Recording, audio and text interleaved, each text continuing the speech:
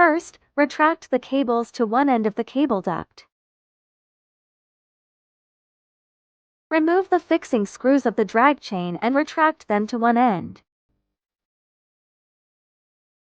Remove the screws from the cable duct joint. Remove the bottom fixing screws of the cable duct.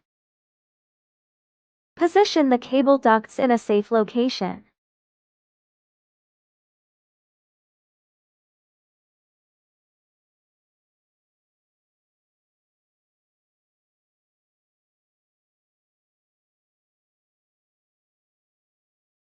Perform the lifting operation.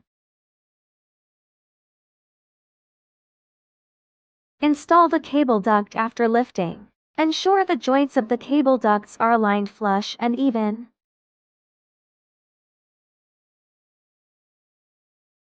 Secure the bottom screws of the cable duct.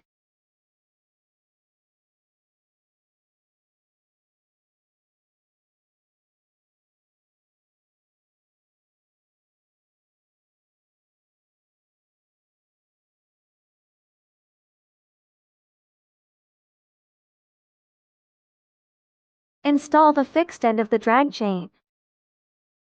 Make sure that all cable ducts are level and even.